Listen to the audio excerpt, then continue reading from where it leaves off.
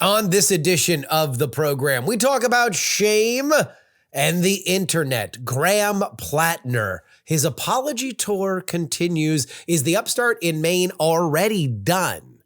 We are also joined by Joshua Jennings and Andrew Heaton to go over some of the finer points of things that are released from your internet recordable past, group chats, Reddit posts, and the like. Also, the Trump-Putin meeting ain't happening. All that and more. It's all coming up. The following is brought to you by Just Another Pilot.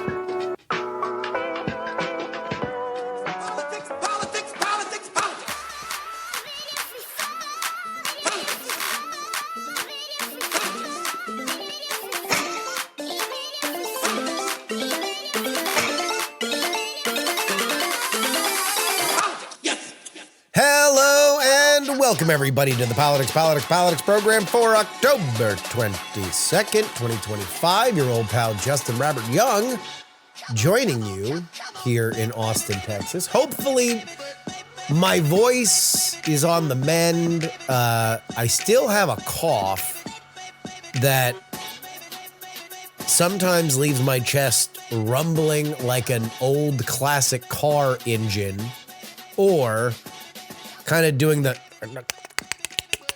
sound of like the Predator. It's annoying. And hopefully I will be over it at some point between now and the heat death of the universe. But it has not stopped me from putting together a hell of a show for you here today. Andrew Heaton, Josh Jennings. We're going to talk a little bit about the young Republicans texting scandal. We're going to talk about Jay Jones, and we are going to talk about the man that I will have in my monologue, Graham Platner. In the update, we're also going to cover Israel stuff and Trump-Putin stuff and a little bit on the shutdown. Democrats are begging for Donald Trump to get involved as they begin to understand that it is time to find an off-ramp. But the Democrats are also very busy trying to clear the slate so they get their preferred senatorial matchups.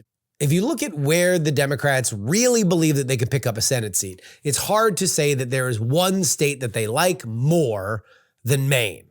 Maybe North Carolina, but let's set that aside for a second.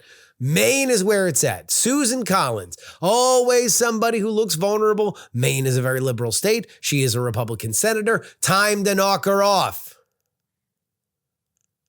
And the Democrats think, at least the establishment Democrats, believe that that person is Janet Mills, former governor of the state. She just announced that she is running a few weeks ago. And coincidentally, in that intervening time, we have a lot of opposition research that is being dropped on one Graham Platner. Graham Platner, we covered his launch video. He is very much in the lane of a John Fetterman, Zohran Mamdani. He's got veterans from both of their campaigns that are involved in his.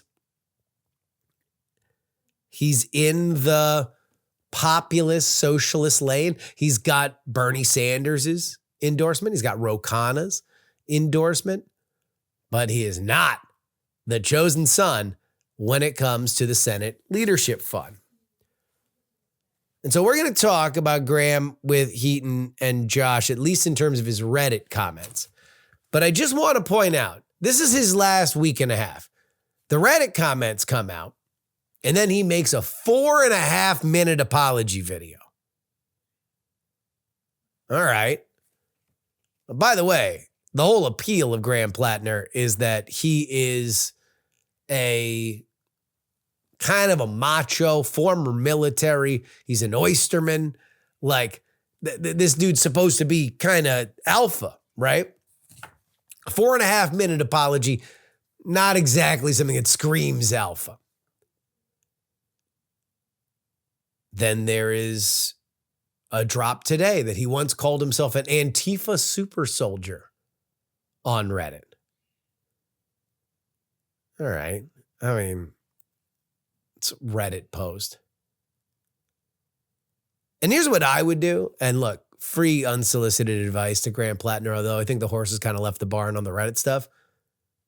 The only comment that he should have had on the Reddit stuff is, yeah, it's dumb. Reddit's a dumb website. I was in a bad place when I posted it. But guess what? I deleted it. I deleted it before you guys found it. So if you're going to hit me for writing it, why don't I get credit for deleting it? Huh. You want to know why I don't get credit for deleting it? Because this isn't really about what I wrote. This is about Janet Mills. This is about these Democrats saying to people in Maine, just the way they always do, that it's my way or the highway. And that anybody who tries to get involved in this process will be run off the road if you are not Chuck Schumer's special little lady. Like Janet Mills is. So yeah. Are there some out-of-pocket things? Sure. I had PTSD. I was back from 3 tours of the war. Sue me. I deleted it. You found it. So we can all deal with it now. All right. That's what I would have said if I were him, because I think he needs to be cavalier, right? You can't run in this lane without being swashbuckling.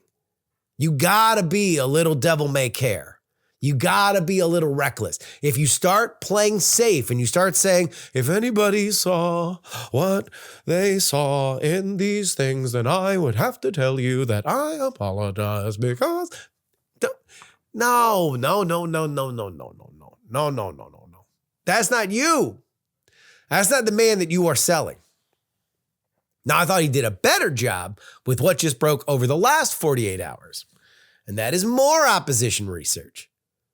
Video of Graham Platner lip-syncing to Miley Cyrus's Wrecking Ball at the wedding of his brother.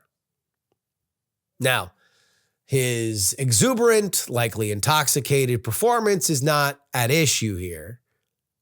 What is what's on his chest, a tattoo. Will, let's go ahead and put that up for everybody who is watching on YouTube. The picture of him. Now, the problem about that is that tattoo looks a lot like the logo of the SS, the Totenkampf, as I, and I'm sure very, very many, learned today. Let's go ahead and put up the Totenkampf. Now, Graham Platner went on Pod Save America today. And he gave not so much of an apology, but an explainer.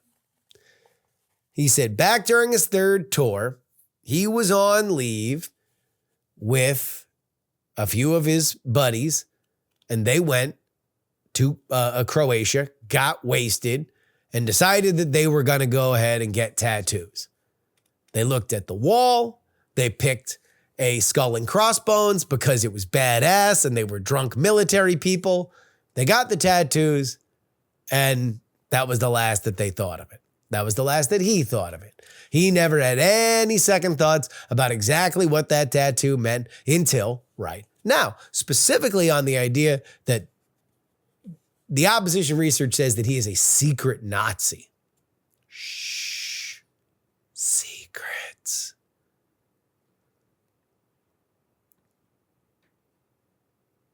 Well, let me start here.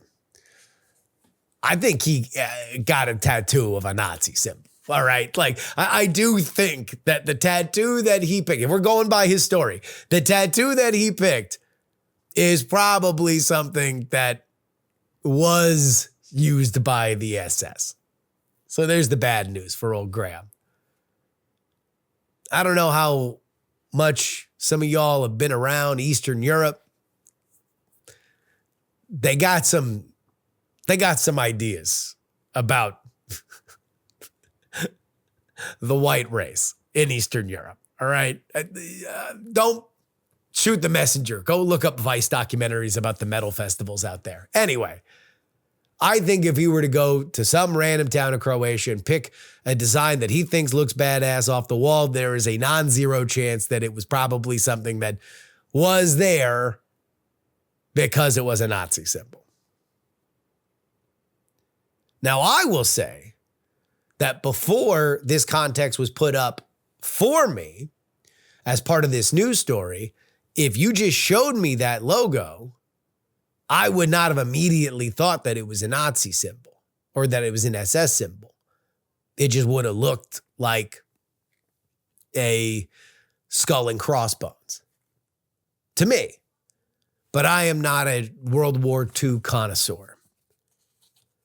So the idea of Graham Platner being, so today reporters were all out on Capitol Hill asking for Bernie Sanders and for Ro Khanna to disavow Graham Platner because he had a Nazi tattoo.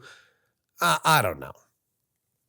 I think that it is a Nazi symbol, but I wouldn't have known. And, I did not know that that symbol was a Nazi symbol. And so I got a hard time blaming him. The larger issue that I have with this is the idea that Graham Platner is a secret Nazi. Secret Nazi. It's a very interesting phrase. Usually, if somebody is trying to keep a secret, it doesn't involve permanent ink on your body. Usually, right? So if he's a secret Nazi, the idea of it getting tattooed on his chest when, he's probably going to have his shirt off if he goes to the pool or the beach or something like that, usually that's less than secret. I mean, that exact same spot is where Ed Norton had the swastika in American History X. I don't think anybody would consider him a secret Nazi. The whole point of that movie was that he was just a regular Nazi.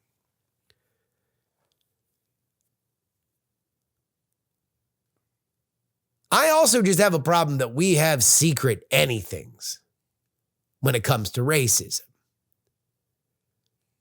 At least in my opinion, if you are going to cross the line into out and out racism to the point where you should be categorized as such, it doesn't usually involve shyness. People put it right out on Front Street. Now you can say that statements people make have troubling racial undertones or anything like that, but those are things that theoretically can be discussed. I believe that racist is an identity for which you choose. You are identifying yourself for that game. But back to Platner. Graham, I'm just talking to you because I'm sure that you got a lot of people in your ear, and obviously you've now been elevated into a national conversation. I've watched everything that you've put out, and what do I know? But I'm just going to tell you this. Offense. Go on offense and name names. Say Chuck Schumer and Janet Mills are trying to run me off the road because they want to get all of their favorite little consultants paid so they can do what they do best and lose to Susan Collins. Oh my God. If there's one thing that they love the most out of this world, it's every 6 years. Ooh, can we lose to Susan Collins? Can we lose to Susan Collins? Well, I got bad news for Chuck Schumer, and I got worse news for Janet Mills. This is going to be a straight up fight for this nomination. And I ain't leaving. I'm a real person. I'm somebody that actually went and served. I'm somebody who was actually dumb enough to start a Reddit account. And I was somebody that actually got drunk and accidentally picked an unfortunate tattoo. I'm not going to be the first person in Maine to ever do such a thing, and I'm not going to be the last. But it does mean that I am more real, and you know that I'm scary to them because they are trying to ruin my life this early. Problem is, when you drop all your bombs in the first 5 minutes, we got a long time till Election Day. And I'm going to spend all of it telling the truth about what needs to happen for Maine and all the Mainers. That's what I would say. Go on offense. There's no version of your type of candidate that dinks and dunks, that just does little, oh, babe, okay, but maybe 5 degrees this way, 5 degrees. No. Bold. Go on offense and talk about the people that are doing this to you. Because if you don't, you're done. You're not different. You need to differentiate yourself. The lane you're trying to fill is not acceptable person. It's change agent. And that's my unsolicited advice to Graham Platner.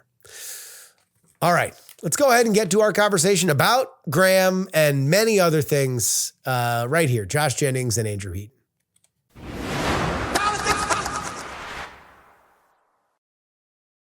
Oh, so much conversation in the world of politics about things that were said online or in group chats. And so to do so, I would find two people that I've been in group chats with before, because I have some things I want to work through in terms of how I am processing this news. First and foremost, he's got a brand new book out. Joshua Jennings, what is the book, and welcome to the show. Thank you. Thank you for having me on, Justin. Always a pleasure. And thank you for not opening with blackmail about those group texts. The book is called, I don't know if you can see it in the camera with the blinding light. It's mostly an audio show, so just say enough, it yeah. out loud. It's called Space Tractor and Other Science Fiction Short Stories by me, Josh Jennings. And it's a real hoot. If you like science fiction, there's going to be something in there for you, maybe a bunch of different things. It's a lot of fun. And of course, my co-host on We're Not Wrong, the host of The Political Orphanage, and Sora influencer, Andrew Heaton. A pleasure to be back. You know, it's weird. Justin, I see you all the time through We're Not Wrong. I don't think I've actually been on PX3 in a couple of years now. So it's a pleasure to be back. It might have been a minute. Yeah. I'm still sick, and I needed two people who also like to hear themselves talk, so I could do as minimal work on this episode as I thought. And I'm like, well, what will coax these guys on? How about racist group chats? And did both of you guys come running. And Jennings has already had a couple drinks. I just did a bump. So the fact that you're sick, really, we can cover this, man. We can do the heavy lifting. We all even out here. So let me start with where I am at on this. And by the way, there's new news on this front since I invited you guys on. There's a Trump appointee I had not heard this. Had old text messages that have resurfaced. And I'm going to work him into this. But the three issues that are at play right now. Number one, something that is very prevalent where Heaton is, where there are off-year elections in the state of Virginia. The attorney general candidate on the Democratic side, Jay Jones, who had old text messages re-earthed where he said that an old Speaker of the House, he would shoot twice in the head, and there were things about being awash in urine, just some really brutal stuff that were said to somebody that clearly was not going along with it, and allegedly was a mistext, and Jay Jones just didn't care and just kept saying whatever he was going to say to this other person as well. Then there is a group chat from a bunch of young Republicans that was published in Politico that was very colorful, let's say, a lot commentary about gas chambers and Hitler, references to black people as watermelon people. And then the final thing, which is a new dump of opposition research against Graham Platner. He is a Democrat from Maine who is running in the kind of Zohran Mamdani, Fetterman before the stroke lane. And he had a bunch of old Reddit posts where he said that he was a full-on communist and that if you believe that you can defeat fascism without a loaded gun, then you need to study history more. So I've got thoughts about all three of these. Is there any one of those three that stands out particularly to you guys? We'll start with Jennings. Well, I think it's kind of the opposite. The last one you're mentioning here, the guy from Maine, it's sad that his stuff is being released next to all of this other stuff because it's kind of like low class, low rent compared to the rest of it. The stuff he said, while definitely colorful, not as eye grabbing, and he did it on Reddit. It's not like on X or anything. So I find that funny. I as far as I think that the ones that stand out the most to me probably is the young Republican men one, because I think that one's actually probably the hardest to adjudicate in like the court of public opinion. Because if you've been around teenagers, particularly teenage boys growing into early 20s boys, they say the worst, most awful stuff to each other all the time. I've seen what my 15-year-old boy texts back and forth with his friends and what they say to him. And I don't blush easily, but it's rough stuff. And so at a certain point, maybe it becomes not harmless, but trying to divide where that is from where it is basically harmless and just, young men filled with testosterone who want to out comedy each other by, the best shock value is it's a hard thing to know where to land on it. So, yeah, that's the one that caught me the most. Heaton? You're not going to let him apologize for these racists and bigots, are you? I hate all of these people. Let me go through my list of grievances on why none of these people should hold office. This is why I never, ever, ever want you to let him go second again. Yeah. I'll start with Platner from Maine. Okay. Being really reductive here, there's two wings of the Democratic Party. There's the wing of the Democratic Party that thinks that markets are good but need to be regulated, and there's the wing of the Democratic Party that thinks we should allocate resources based on interpretive dance. He's from the wing of the Democratic Party that thinks we should allocate resources based on interpretive dance. If you self-identify as a communist and you're endorsed by Bernie Sanders, I don't need to know about any of your other Reddit posts. You should not be in charge of anything larger than an improv troupe. That's enough for me. So whether or not he said anything offensive is rather beside the point. The offensive stuff seems kind of offensive. I don't know if it would be bad enough to yank him. I'm more concerned with he seems to be on the anti-math wing of the family and therefore don't give him any traction. With the young Republicans, I partially agree with my esteemed colleague Jennings on I do not think that this is them being actual out-and-out white supremacist bigots and so on and so forth. Yeah. I do want to push back somewhat. They're not teenagers. Young Republicans is an organization that you tap out of at age 40. I am just as of last year unable to be a young Republican if I so chose to be. Yes. The people that we're talking about are in their 20s and 30s. They are adults. They're not teenagers. Now, insofar as to be fair, I actually didn't know that. I thought they were all in their early 20s, which is technically an adult, but the brain's not formed. We don't know exactly the ages of everybody when they hit send on every single text thread, but let's assume that the oldest person there was 28, 29. Sure. Old enough to know better, but still too young to care. I believe that's all it says. Let's dig into what was going on there. So they're engaging in the dickhole version of virtue signaling. That's the operative phenomenon that we're seeing. There's virtue signaling, which is where some obsequious, self-righteous person tries to gain status in the world by saying the right things instead of doing stuff or volunteering or giving money to charity, which are the real reasons you should respect people. So it's really irritating when people do virtue signaling. It's just as irritating when assholes decide to do virtue signaling, which is vice signaling. That's exactly what these people were doing. This is an in-group dynamic where they are trying to show bravado to each other by displaying how willing they are to flout social norms.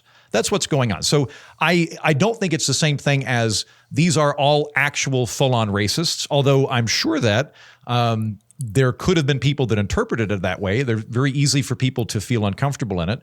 I'll note Jennings and I have sent each other absolutely heinous things in text before, for real. Today. We regularly try to make each other laugh by saying heinous things. So I'm aware that people are doing this. However, Jennings and I know each other. We also know exactly how the other person's going to interpret it when we do this. When you're getting into leadership WhatsApp tweets or whatever, you have a wider net, and you probably should be careful about if you're making Jewish jokes, if the Jews that are present are going to understand that this is coming from a place of, we don't care about political correctness, we're going to flout it, this is a way of inoculating ourselves to the differences, or whether they actually will interpret that as you are somehow lesser. Practically speaking, if you want to be a communication staffer for a congressman and you're doing this stupid bullshit, you should go find a different job. And that brings me to my final conclusion on here. When we're looking at criminal elements, when we're looking at things where people are going to be prosecuted in a court of law, you are absolutely innocent until proven guilty. And I'm very reticent to bring the hammer down on people. When we're getting into, do you get to have a political career as an obsequious political pupa? No, screw you. Go get a job. Go get a real job for 20 years. And when you're gray in the temples and you've contributed to your community, maybe then you can take a whack at this again. But I don't have sympathy for little proto-politicians that get in trouble and then want to cry foul and then they get to run for Congress 8 years from now. Don't run for Congress. You blew it. Do something else. I'm going to assume by both of your omissions that we find the Jay Jones stuff beyond the pale of either of these other two examples. No, he's fine. I joke. No. Jay Jones should not hold office. We had previously spoken about this, Justin, on We're Not Wrong. He is definitely beyond the pale. For anybody unfamiliar with Jay Jones, I imagine that you've already heard the quotes from Justin, but if not, pissing on his enemies' graves. Yeah, two bullets to the head. He says, Pol Pot, Goebbels, and the Speaker of the House of Virginia. The Speaker of the House of Virginia. Both bullets go to the guy. Spoiler alert. I don't think he's actually homicidal. I do not think that you can be the top law enforcement official for the Commonwealth of Virginia and have anybody at that point trust that you can actually be a neutral arbiter. He has forfeited his ability to exercise the job in any good capacity. He should not be operating in politics. He should go get a real job. Look, being a public servant is a privilege, and we should have very high standards for public servants. And if you screw up, you get knocked out. Doesn't mean you go to prison. Doesn't mean you can't have another job. Doesn't mean society can't forgive you, and you can go get a doctorate or you can go work in another field. I don't want to ruin people's lives, but look, if you blow it in politics, leave. That's it. Jay Jones is one of those people. He should absolutely leave and make way for somebody else. Well, and I'd like to underline something there that I mean, you said it, but I think it's worth underlining. He's not just running for a political office. He's literally running for law enforcement office. The top cop of Virginia. The top cop, yeah. And I don't think that you should probably be the bottom cop if this stuff is coming out. Which is a great film, by the way, but it's an adult thing we can't talk about right now. I don't think you should probably, like, law enforcement is one of those things where there should be screens past which you do not enter those fields, and certainly the top position would fit that bill. I want to go back to the Republican voice for a second. I agree with everything that you've said, Heaton. For my sake and for the sake of the listeners, I would like you to delineate maybe a little bit further the difference between what you're talking about here, which again, I agree with you. None of their youth or inexperience or any of that should necessarily protect them from losing their jobs in this case, because there will be warm bodies to come fill those jobs, and that's the way that it works. What I would be curious about is there, in comedy, you do not know your audience. And in fact, part of what will make things funnier sometimes is that they don't know you and you don't know them. Mm-hmm. So that granted, maybe your whole delineation is there's a time and place for that and it's on the stage. So, but I'm curious if you have additional thoughts to that. It's just like, I think what these people are doing, you're saying that they are vice. I think they're vice signaling. I think that's the operative phenomenon. Enough. Yeah. But I think that vice signaling and trying to be the stand-up comic in the room are often the same thing. I have a totally different read on this than you guys. So let me just say I agree with you. I think let's knock Jay Jones off the board because that dude to me, the biggest problem with that is that he accidentally texted somebody with something vile, and then instead of going OMFG wrong text, he was like, "No, I'm gonna get my whole tight five in on this." And the other person was texting back like, "No, oh my God, why are you texting me that?" And he just You're talking about somebody's children dying. Why are you doing this? Like that to me, and this is really where I started this thought is like, the sin is not what he said. That what he said was bad. And he said it to somebody who was saying, please don't say this to me. And his insistence on saying it past that is to me the thing that is disqualifying. Like that shows that he has very little regard for other people. He has very little regard for social norms. He has very little regard for how he would wield power. Because as we now know, he's a Nepo baby from a powerful Virginia Democrat. And so he figured, look, I can do whatever I want. What's anybody going to do? That's to me how I read that one. Graham Platner is a Redditor. He wrote things that just people write on Reddit every day.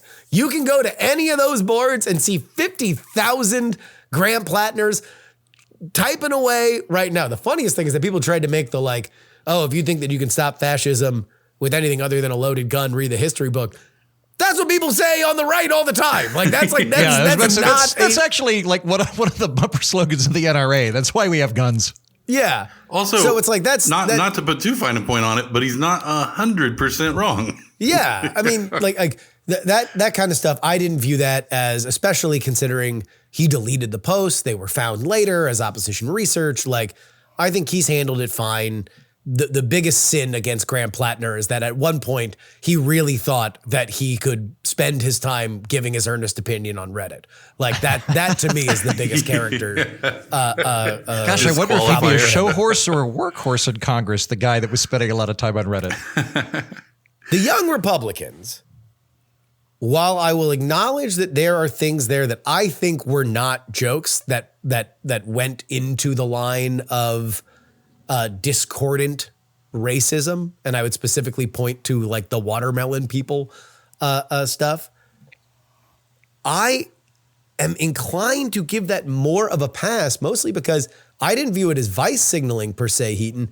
I viewed it as intimacy amongst friends. That's where you say that kind of stuff, especially, look, politics, there's a reason why politicians and staffers will consistently say that the most accurate show about politics is Veep and not House of Cards. And Veep is a rat-a-tat-tat, profanity-filled, a gallows humor, a super, super dark, offensive language show for a reason that, at least in terms of staffers and people that I've talked to, happens all the time in politics. This is just the way, this is the local language. And so it's like you can hold your nose and say, oh my God, that's so terrible. But and I really wish that this was published in the larger context that the Politico story hints at. This was initially reported because there's a big power struggle for the young Republicans in the state of New York. And that as part of that story, one of the people leaked all those text messages to discredit their enemies. I would love to know the larger context of all that, because to me, that's the human story for which we get this gigantic dump. But like, I don't know. I felt, even at the moment when I first reported on this in a bonus episode, I was like, he who cast the first stone, or whatever they say in the Bible. I've said bunch of screwed up stuff. No. It's okay. Listen, there's two guys who are fighting over a stone, and Jesus said, "I will cut the stone in half." And the guy that went, "No, it is a beautiful stone. Do not cut it." He was the one that was given the stone. Let he who rolled the first stone have sympathy for the devil. And little did Jesus know there was a sword at the bottom of the stone. Exactly. There we go.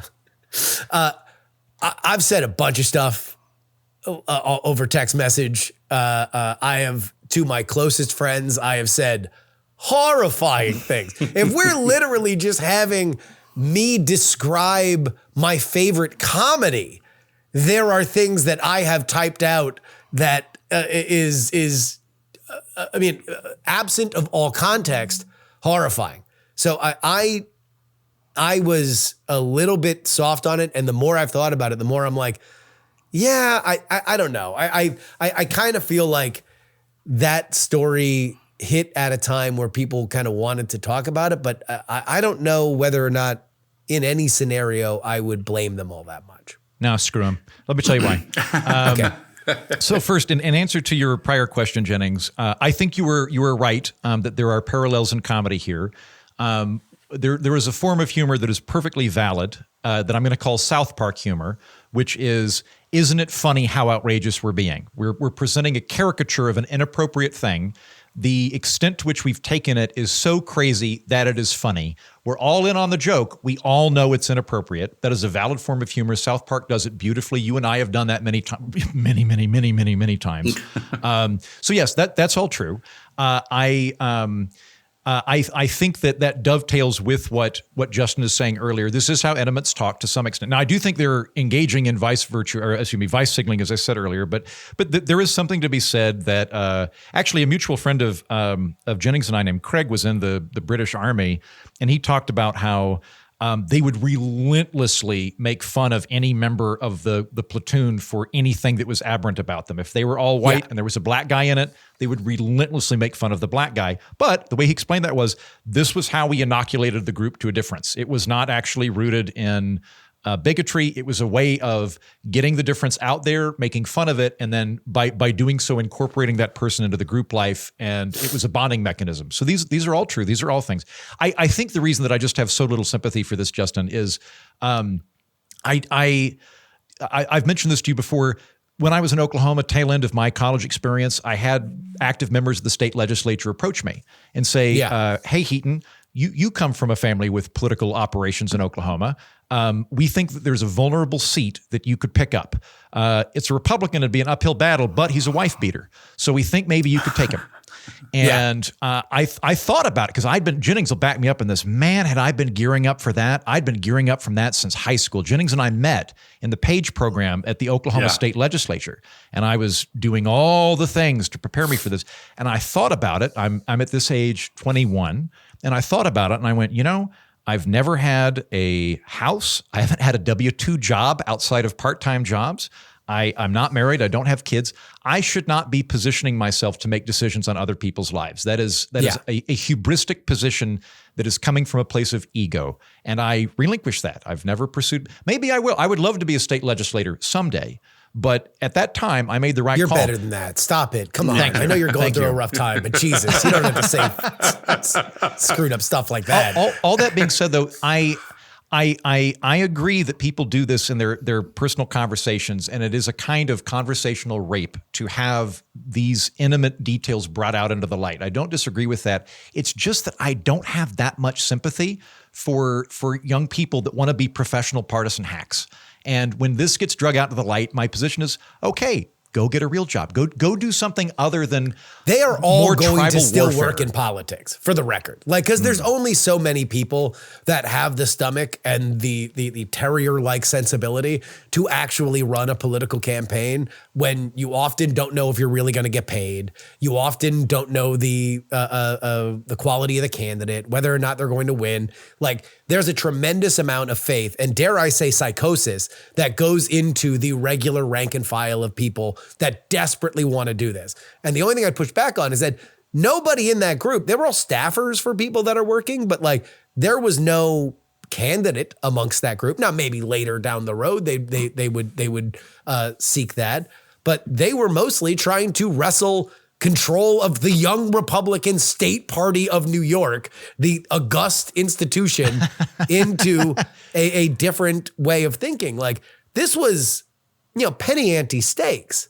No, but Justin, I'm going to use your own words against you in a Vaseline-coated ninja slick move here. I'm invoking the J doctrine, which you previously posited. It's okay. which itself, now I'm losing steam, is a variation of what Talleyrand said. Talleyrand said it's not that he broke the law, it's that he was incompetent when referring to somebody in French politics, right? It wasn't that he was evil, that he was stupid. This is a stupid thing to do. If these are internal group chats with other blood-sucking politicos, you should know better. When I was on the Hill, and I was, I'm a little cog, I'm just a little staffer, and I'm emailing everybody.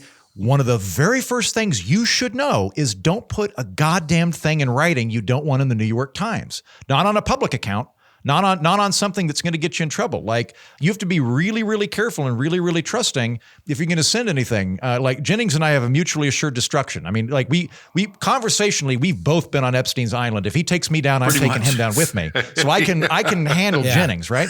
But like, I wouldn't be sending that stuff to other political people because it's a stupid thing to do. And it indicates a lack of strategic thinking and a lack of practical knowledge that would be applicable in those jobs. I think that's a generational thing. I think from what I have heard of staffers now, this is de rigueur. This is not anything that is odd. Yeah, there's just a million different group chats that you have with a million different people, and they're mostly people on your side, but you would have to be a real bloodsucker to leak them. And that's what I think. That's why I would like to have seen this in a larger context where people would, at least the people in that story, the story wouldn't be, did you say Hitler? It would be, what do you think about these texts being out? Also, you said Hitler. And I would like to know the fuller context, because from what I have heard of staffers, the Veep talk is not uncommon. Like, that is something that happens all the time, and it often happens on group chats. It is odd that it would be leaked like this from people that you assumed were your ride or dies. Go ahead. Real quick, you were absolutely right about the infighting in the Young Republicans. It wasn't Young Republicans. I was never in Young Republicans, despite the fact that I look ethnically Republican and I sound ethnically Republican. Weirdly enough, I was on Epstein's Island, though. I was as a comedian. God damn it, Jennings! I got invited to perform stand up. I had to share a bunk bed. Yeah, he was opening for Sinbad. Was it comedy or vice signaling, Heaton? What was it? There was a lot of vice signaling. I had a lot of jokes. It was pretty much. But there is a lot of this interplay. So when I was back in New York City and I was swimming in libertarian circles there were concerted efforts to win straw polls at the, like, I can't remember. It's like the Conservative Club or something. I don't remember the name of it, but it's in Manhattan, where like they brought in Rumsfeld to talk, and like they would send out a memo and they're like, oh, they're having a straw poll. And then all the libertarians would surge in to try to give Rand Paul the push. So these things definitely happen. There are these little proxy battles and attempts to, win the overall weight of which direction are we going to go. And the Young Republicans seem to have gone pretty hardcore MAGA. At least I think that's what the fight was. These people on the side of trying to push this more in the Trump MAGA version. So Heaton, I agree with you. I think that there's good call for anybody who wants to fire these people. I guess I would land somewhere between you and Justin in that I would be fine with them getting fired, but I would want to like throw an arm over their shoulder as they're walking out with their their little box full of stuff from their desk and be like, bet you're not going to do that again. That hurt, didn't it? Next time, do something different. However, I want to play devil's advocate for a second, because I think what we're saying here. You thought the Hitler stuff was pretty funny? Yeah, well, I always think the Hitler stuff's funny. I think what we're saying here is there's a recognizance among the three of us and probably most of the listeners that, I don't know, what would you say the percentage of people who are in politics from these groups all the way up into actual positions of power are raving psychopaths, or at least sociopaths. And so we know that that's a pretty common theme. So I guess what we're saying here is don't get caught next time.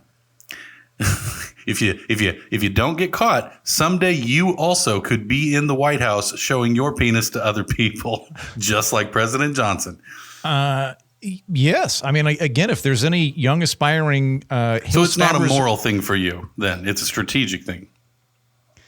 It's both. It's more like I have a very high standard for anybody that's operating in the public sphere, in the same way that, like, if you screw up as a pilot, you don't get to be a pilot anymore. It doesn't mean you're a bad person. It doesn't mean that you should be exiled from polite society. I don't think any of these people should be exiled from polite society. I don't think that anybody should be knocking them out of going to law school or getting a medical degree. I don't think any of that. It's just if I were working in a political sphere and it would depend on who said what. It's not just everybody. It's not if you were in the group chat, mind you, but some of them were odious statements. Some like the watermelon stuff is odious. And I would look at that and go, even in a charitable interpretation where this was amongst friends, and I think the guy that was saying the watermelon stuff is actually Indian. If that helps, I don't think he's a white supremacist. Well, yeah. But I would look at that and go, look, like if So you're way going to come more work, racist than a white person, probably. if you're going to come, if you're going to come work for our organization, I want black people to feel comfortable here. And even if your intentions were good, your manifestation of this was something that was going to potentially alienate people and make us look bad. So no, you don't get to be in here. We'll help you find some other job, but we don't get to have bad pilots. We don't get to have stupid interns. There you go. I mean, they're all going to find jobs. If they are talented enough in their specific fields in politics, like they will all get jobs again, because I know of some odious human beings that are really, really good at advanced work or opposition research or any of the number of things that like you hire competency at those things. You don't hire the nicest person in the world. There are people in politics that have horrifying reputations that get their job done, and that's the reason why they stay in those positions. I bet it's crazy dating somebody that's an Oppo researcher. Think about that. Oh God. Like you're like, do I mention this last word? I'm going to hold back. I'm going to hold back.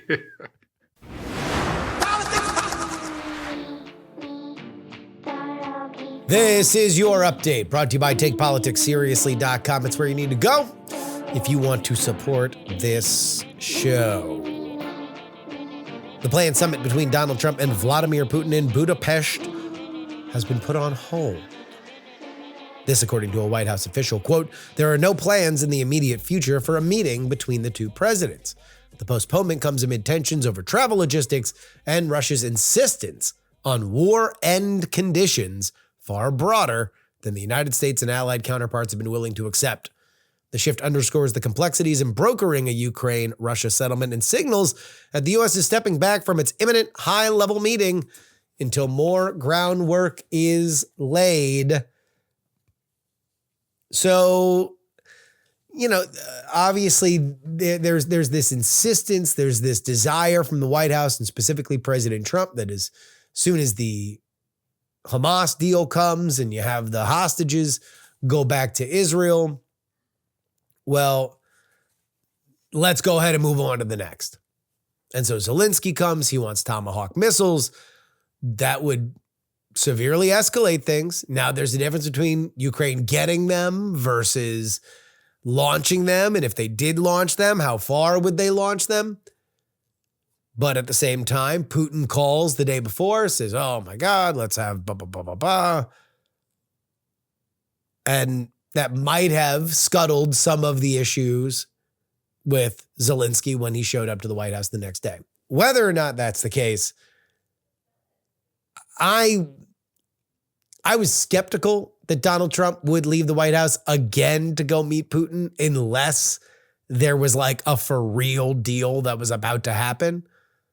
Because I do think that the White House looked at themselves like, you know, the suckers for that Alaska meeting. There's a lot of conversation and not a lot of action. Trump was mad that Putin kept attacking in a way that he did not think Putin would. So, you know, again, the big question that we don't know is there a motivating factor for Putin behind the scenes on his economy? Because that has always been the bailout from Trump, is that nobody else would allow you to plug back into the world market like I will.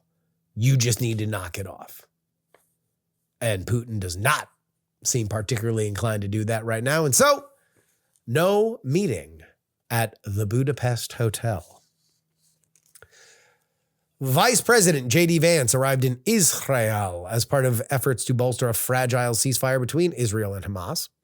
He described progress as, quote, better than expected, while cautioning significant hurdles remain, including disarming Hamas, reconstructing Gaza, and establishing long-term governance. Vance reiterated that the U.S. would not deploy ground troops in Gaza, instead offering strategic coordination and oversight. His arrival signals Washington's commitment to maintain momentum in the halt of hostilities, but the coming phase proves complex, with both Palestinians and Israeli actors raising concerns. The big concern, at least right now for Israel, is that Hamas has been slow in returning the remains of dead hostages. That was part of the deal. Hamas has not lived up to the deal so far. There were a couple dead IDF members that led to some retaliatory attacks by Israel. Things seem to have calmed down since then, but Hamas is filling the void. They are executing people in the streets. Like kind of a total Hamas move. But we got this interesting Truth Social. Quote, numerous of our now great allies in the Middle East and areas surrounding the Middle East have explicitly and strongly with great enthusiasm informed me that they would welcome the opportunity at my request to go into Gaza with a heavy force and straighten out Hamas if Hamas continues to act badly in violation of their agreement with us. This is my opinion, and it is backed up by Ryan McBeth, who was on the show last week. If you think that Israeli brutality toward the Palestinian people is shocking, just wait until you see what happens if Arab neighbors who don't particularly like the Palestinians or Hamas go into that area. The Egyptians, the Saudis, like, these are not going to be nice times. One of the big questions that I have about all of this is, what does that international peacekeeping force look like? What are the rules of operation there? And is there a difference in terms of disarming Hamas versus what goes on going forward? That's the big question.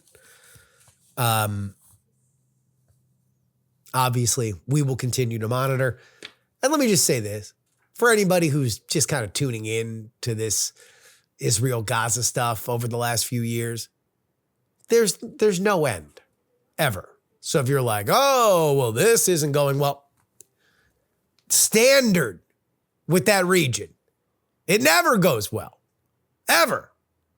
There's relative moments of peace, and then it breaks out in unending religious violence. Finally, Senate Minority Leader Chuck Schumer said in comments to reporters after a closed-door caucus lunch that he and House Minority Leader Hakeem Jeffries reached out to the president today and urged him to sit down and negotiate with us to resolve the healthcare crisis, address it, and end the government shutdown. Schumer added that he and Jeffries told the White House that they were willing to meet anytime, any place, before Trump leaves the country Friday for a week-long trip to Asia. The two leaders met with Trump at the White House the day before the shutdown started, but emerged without an agreement, and in Jeffries' case, a digital sombrero.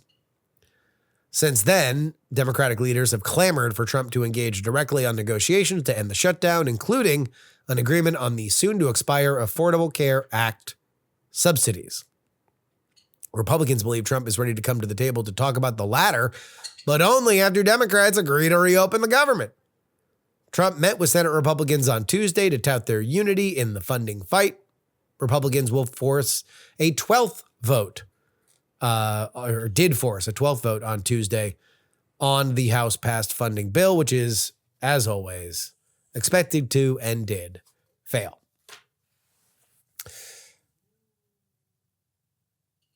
Things are starting to get a little gamey, like I said in our Sunday edition. We're no longer at the farmer's market fresh shutdown. Ooh, looks so good, feels so firm. We're not at the Whole Foods produce version of it, almost as fresh as the farmer's market and twice the price. No, we're not even at the Publix, H-E-B, Kroger, Safeway produce version.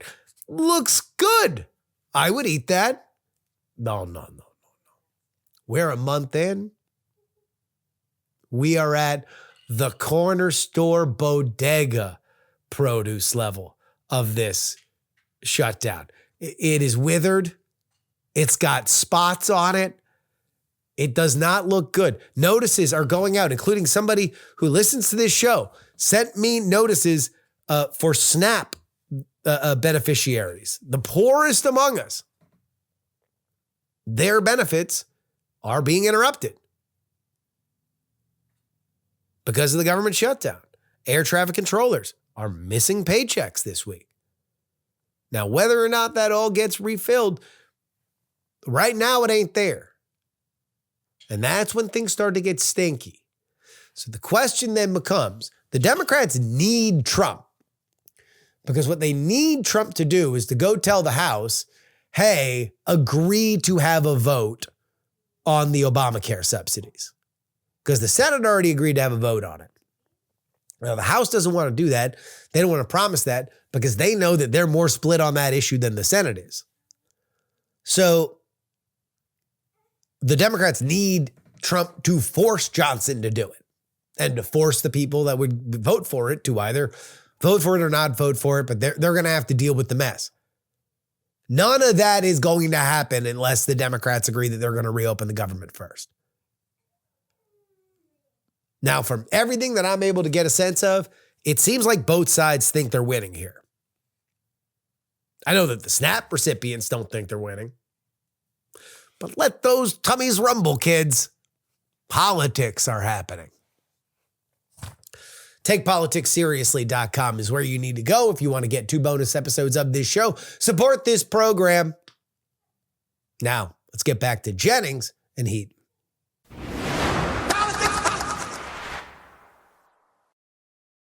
Let me say journalistically, I'm against stories like these unless you publish the entire text log that you have. I think they did they not? Not always. Because I know Robbie Suave, and he read through all of them. The Republican one, yes. Mm-hmm. There's this other one that I want to get to that I don't know if it's in there. Redact what you need to do, but in general, I think that especially in gigantic contexts like this, taking lines out that in the context of a larger conversation could be a joke or could be something else. Like that's something that I think deserves its own consideration. Let me point here to Paul Ingracia. This was a story that came about after we booked this. That is President Trump's nominee to lead the Office of Special Counsel, who said, among other things, that Martin Luther King Jr.'s holiday should be, quote, tossed into the seventh circle of hell, and said that he had a Nazi streak. This is a direct quote. MLK Jr. was the 1960s George Floyd, and his holiday should be ended and tossed into the seventh circle of hell where it belongs. Somebody responded to that, Jesus Christ.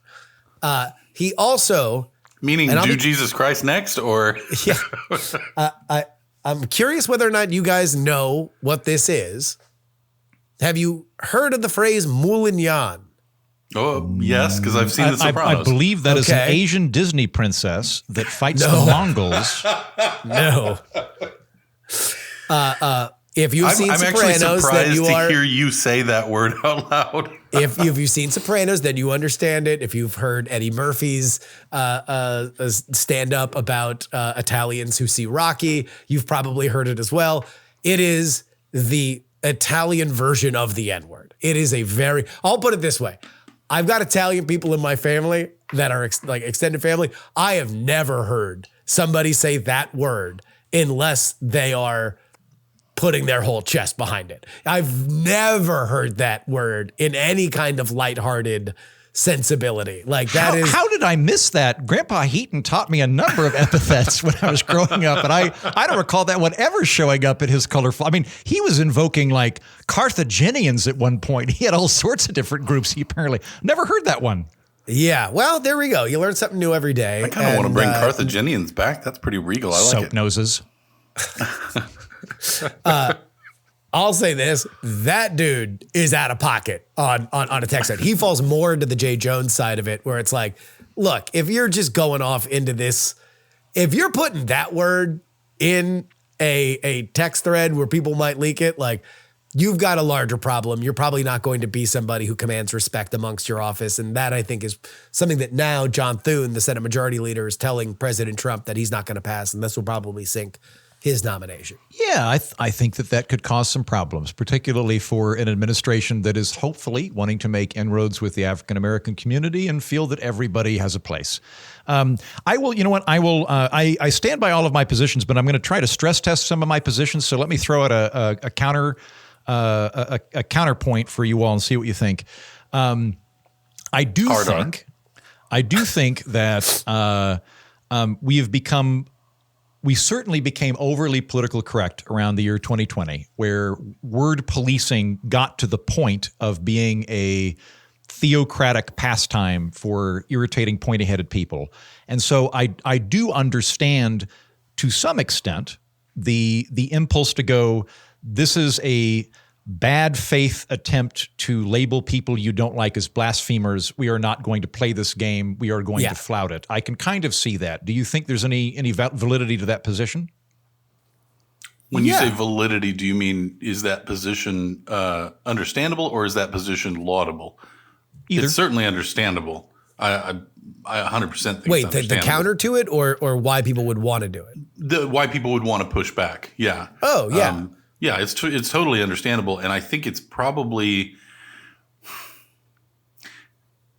I think it's laudable if it doesn't go too far, but it's hard to know where too far is. Well, the thing is that we never know. What you know is whether or not you like the person that said a thing. Right? The line between any of these kids of the Young Republicans and Don Rickles is that Don Rickles is Don Rickles and he can say whatever the hell he wants because he was that level of funny. God, he would make a great litigator. I wish. Some alternate universe. Let's put him in charge of Yeah. People would pay money and so they could sit at a table and wave over Don Rickles so he could make the most offensive racial jokes or religious jokes about their persuasion to their face, and they would fall down laughing. That's just because he is who he is. There's no actual rules to this. And that's where I think if we're going to look at it systemically, that's where I always object, is that like there's no actual manual. So you can say, I think less of this person because he said a thing. You can say, I think more of this person because he refused to say a thing. But it's all subjective. And ultimately, I think that beyond going to word choice, we should be judged by whether or not we're a good person, whether or not we have friends around us that trust us and love us, whether or not there's other ways that you can identify somebody with a good heart beyond like, ooh, they said the word. That's all true. And to go back Thank God for that. Otherwise, the three of us would not be friends. Yeah. To go back to your earlier question about comedy, Jennings, when we're talking about comedy specifically, I think a big part of it, and this is a weird elastic tether, is you can get away with more if you're funny. So one of the calculuses, when you're doing comedy, one of the calculuses you have to do is the level of edginess that I am bringing to this set sufficiently funny that people are going to overlook the offense. Because if you say something that's just, and I've seen many, I have been to more crappy open mic nights than is permitted under the Geneva Convention. And I have seen many offensive jokes that did not have the requisite humor to carry it. And so people got pissed off, and they were right, because it wasn't funny. It was just a mean thing. But if you can do it, and like Bill Burr, I think is a great example of somebody that can say stuff that's edgy and offensive. Ditto, South Park is brilliant. South Park deserves a Pulitzer Prize in political satire they should have 30 Pulitzer Prizes under their belt because they are so funny that any I think, reasonable person would go, that's pretty funny. It's offensive, but it's more funny than it is offensive. I mean, Chris Rock, one of the greatest stand-up specials of all time, Bring the Pain. his routine about N-words versus black people, if you just typed it out on Truth Social, it would be one of the most unfunny, racist things that you would ever read. You watch his special, and he has a largely black crowd dying laughing at his routine. Like it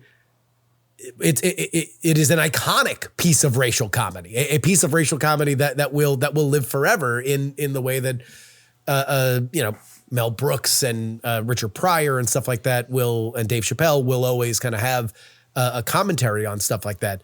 But it's, again, dependent on who you are. It is dependent on where you do it. It is dependent. And that's where I know I'm just going to keep getting roasted because I keep going back to this, but like I do have sympathy for the young Republicans because this was now taken out of a place where it was put intentionally. And it was now elevated beyond that to a point of public humiliation and possible professional damage, which, look, whether or not you're dumb for putting that in writing, like I'm totally there for that. I do agree with you, Heaton.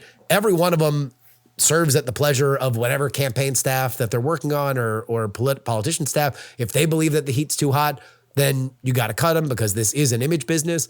But I felt sympathy because the context that they put it in, a private conversation, was removed from them. You know what? I agree with that.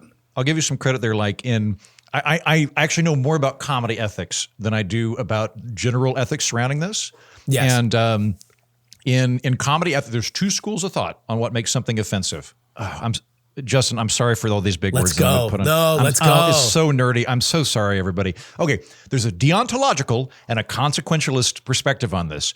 Stand-up comedians tend to be consequential, or excuse me, they tend to be deontologists.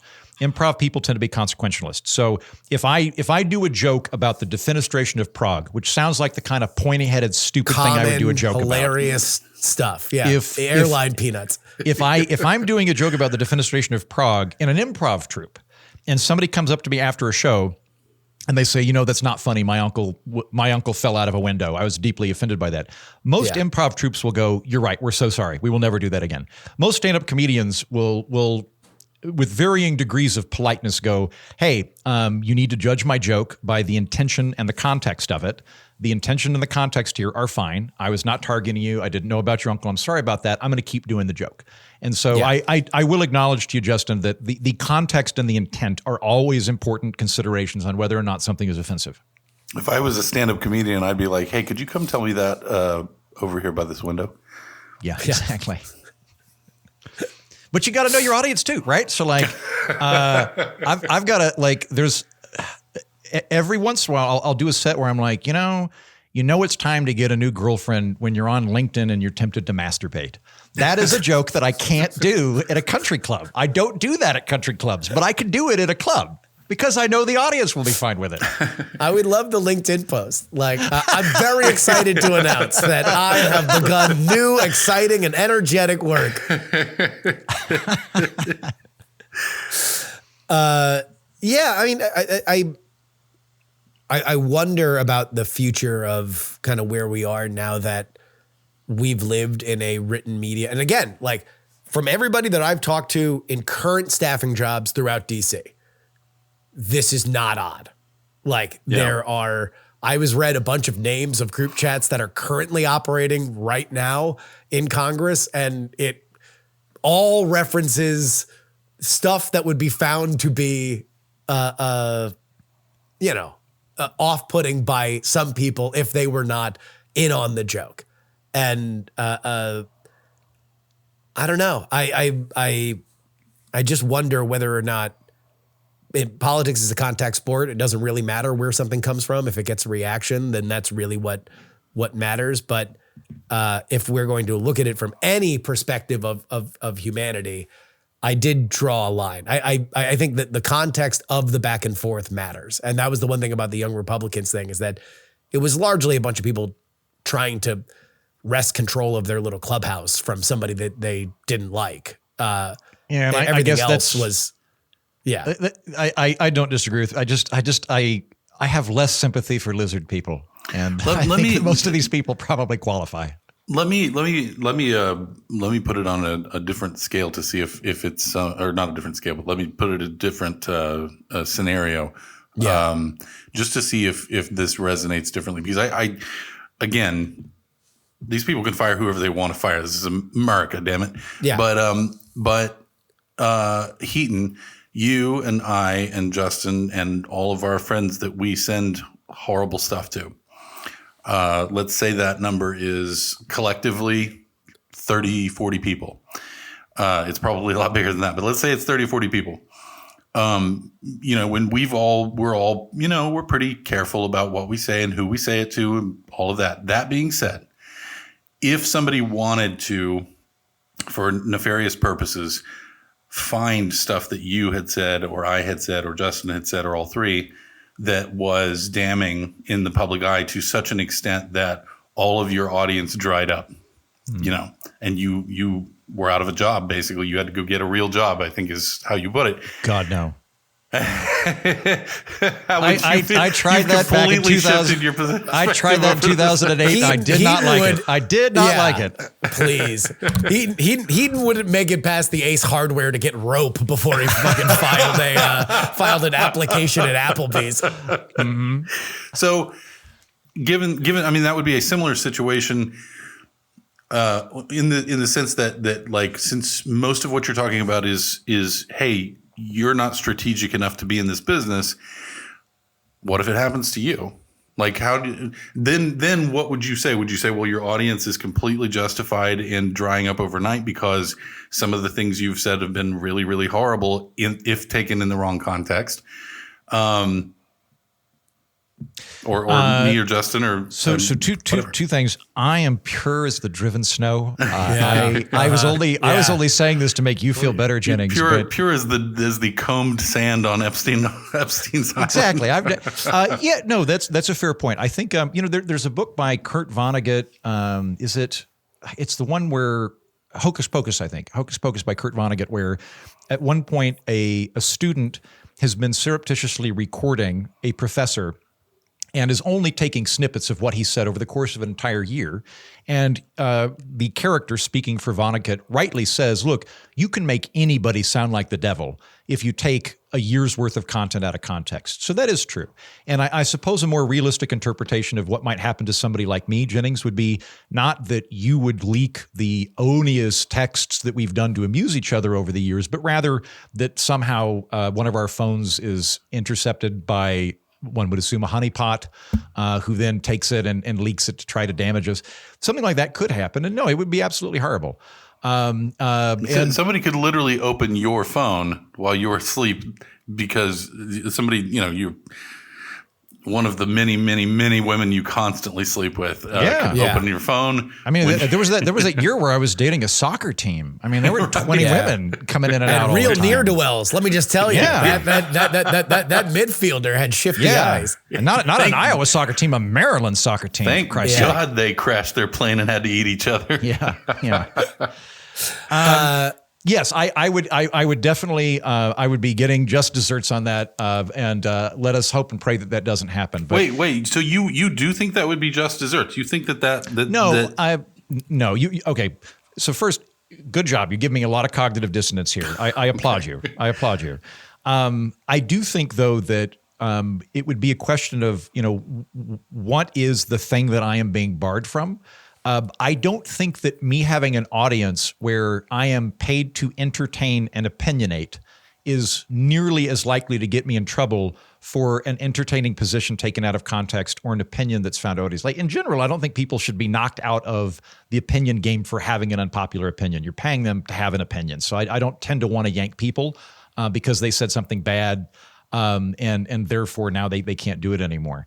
I think that this is almost more vocational of, if a doctor were going through a divorce and showed up drunk to work, we could understand why that happened. We could feel a lot of sympathy for them. And if I were the hospital, I think that there would be a very good chance I would go, I'm sorry, this is a zero situation. Beer only. beer only. Come on. Let's have what is some it? 12 professionalism. hours bottle to throttle for pilots, that kind of thing. Yeah. I think that the stakes and ramifications would probably be different. That being said, though, I would be absolutely traumatized and would come live on one of your couches. I have long thought that if I were to devise a Bond villain's evil plan, it would be to decrypt everybody's text messages and publish them online, because nothing would unravel the social order faster than having a searchable database of everybody's text messages that you could pour through. I think you're 100% right. This is one of my conspiracy theories. You guys remember Snapchat? Is that still a thing? Yeah. Mm-hmm. So Snapchat, if anybody's unfamiliar with Snapchat, you'd send a video, but then it would disappear, allegedly. Yeah. And I think that there's some evil genius that has 50 terabytes of dick pics that they're sitting on for the next 20 years. And there's going to be some guy running for president that was dressing his cock up like Abraham Lincoln and sending photos of it fully erect to girls in college or whatever. That's going to come out to haunt them, which is why I am very careful with dick pics. The great John Adams only. My penis is more of a Coolidge. Oh, okay. Well, that's good. That's good. Yeah. The great penicipator. Look, yeah, I'm more of a Grover Cleveland myself. It's got some circumference. Somebody's bragging about how quickly he recharges. Good job, Justin. Yeah. All right. One last thing here on the way out. And I teased this with you guys last night when we booked this. I believe that there have been more headlines and social media traction about Donald Trump posting an AI video of him I'm so glad you're going to talk about this. Wearing a crown and dumping poop on the No Kings protest than there has been social media coverage about the protest itself. It, to me, is yet another example of Donald Trump's ability to entirely muddy or hijack a conversation based on, while it's certainly out of pocket compared to other presidents, if not distasteful, if not disgraceful, the inability for liberal America to not take the bait, and I would say never Trumpers are probably the worst at this, to not take the bait and scream and yell and cry and moan and elevate this beyond where it would otherwise be, just a random Truth Social post, is insane to me. I think you were right about that. So when I worked at Fox Business Law these many years ago, I was there on the ground floor during the 2016 primary. And people forget Trump was not popular with the overall electorate at the beginning of the primary. Yeah. He certainly was not popular with the Republican establishment. They were inventing new forms of math to prove that he wouldn't win. The entire establishment was lined up against him. And he was probably, I don't know the polling data off the top of my head, but at the beginning of the 2016 primary, he was probably polling like 15%. Like he was not by any stretch. That was about where he was 8 to 15 hard. Like you could not move him down beyond that, but he was not explosive, even leading into Iowa. And it was two different phenomena that were going on. One is, and I will, out of respect to my dear friend Justin, refrain from making a screed about ranked choice voting. However, if there had been ranked choice voting, he would not have got it because the overall Republican primary electorate was being divided by 5 similar candidates. And thus the populist who is not competing with other populists was able to keep edging up. But the phenomena that I was able to witness firsthand was whenever I was looking at the polls on a daily basis, whenever Trump would drop down to the polls, he would say crazy shit. And we would go, what? So like he would drop down 2 points and then he'd come out and go, we should hang Rosie O'Donnell from a battleship or something like that. And we'd go, what? We'd all pay attention to it. And then his polls would go up. For his many ills, Trump is a media savant. He is a genius when it comes to media manipulation. He is brilliant at being able to hijack any thought process, and no one has ever learned that lesson. Everybody continually falls into it. They're absolutely being led by the nose by him. This, I think, it's just so low effort, though. He found another meme that somebody else did and just hit retweet. And that still gets everybody's blood boiling. And it's like, oh, can you believe he's literally dumping poop on the people, the no king? He's wearing a crown. See the image. It has a crown. This is a no kings protest. I think Donald Trump, more than any other president in the history of the country, is responsible for bringing together people such as ourselves to talk about the fact that as Americans, we simply have not and perhaps cannot pick a lane between we want a president who is erudite, well-spoken, dresses, immaculately, is the perfect person, or we want to be able to remind the president that he works for us and he's a buffoon no matter what, and his position is largely ceremonial, except in very specific areas, and we want him to remember that he's not a king, above all. And those are two separate lanes of thought. And we weave back and forth, I think, all the time. And even I don't know what to think about that. That's fair. That's another thing that I get cognitive dissonance with, because on the one hand, I do think that Trump is boorish and that these are regularly inciting and odious things that he says that are damaging to the discourse in the country. Yes, I agree with all of that. At the same time, I also really dislike the whole cult of the presidency. I don't think the president should be viewed like, when I was growing up, it was very common for people to say, I disagree with the president, but I respect the office. And I actually think that's very unhealthy. I think you should always be skeptical of anybody that can take your money or kill you. Always. You should always be skeptical of anybody that has power. It's why I actually like kings when they're ornamental, ceremonial, dittering old people in Europe, because then they put all of their reverence, which is this bizarre monkey gene we've got to revere the person at the top of the totem pole. They give it to the old lady with a flower pot on her head married to a vampire. And then they reserve all the umbrage for the prime minister that can actually do stuff and kick him around. I think that's very healthy, which is why I have been in favor for years of having a ceremonial, powerless monarch in the United States. And now that Betty White is dead, that person should be Dolly Parton.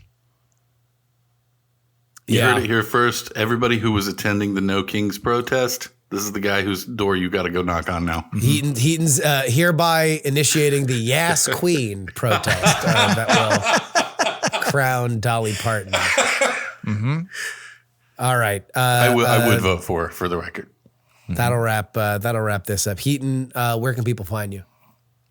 So I'm going to say, first and foremost, everybody should go buy Jennings' book, Space Tractor, not just because it's an excellent book, but because I wrote the foreword to it, and it is the greatest foreword anybody has ever written in history. Merely to read my foreword will probably achieve orgasm. It'll certainly make you lose weight, maybe gain a couple of inches. And so it's worth reading Jennings' book, Space Tractor. But I also know that roughly half of Justin's audience is illiterate. And so for the people that cannot read, I suggest for you, if you can't read, go to my show, The Political Orphanage, where you can hear my dulcet tones and brilliant insights on a weekly basis. Indeed. Jennings, anything other than Space Tractor available now to plug? Well, first of all, thank you, Heaton. That's very kind. And to everyone except for Heaton's audience's delight, I'll have you know I cut about 8 pages worth of zoning shit out of that introduction. Yeah, there's a lot of that in there. No, I'm on Substack. You can find me there, joshjennings.substack.com, I think. And I also, I'm a boomer, I'm told, so I still have a Facebook fan page as well. You can find me on that. I'm on X as me. Those are the places you can, or you can stalk me and come to my home. Listeners, belay that order. Just buy his goddamn book. Don't worry about the Twitter and the Substack. Just buy his book. The book. Yeah. By the way, if you buy it and you hate it, burn it. Buy another copy and burn that one too. Yeah. Yeah, that'll really show him. Yeah. All right, boys. Thank you so much. Thanks. My Good pleasure. time.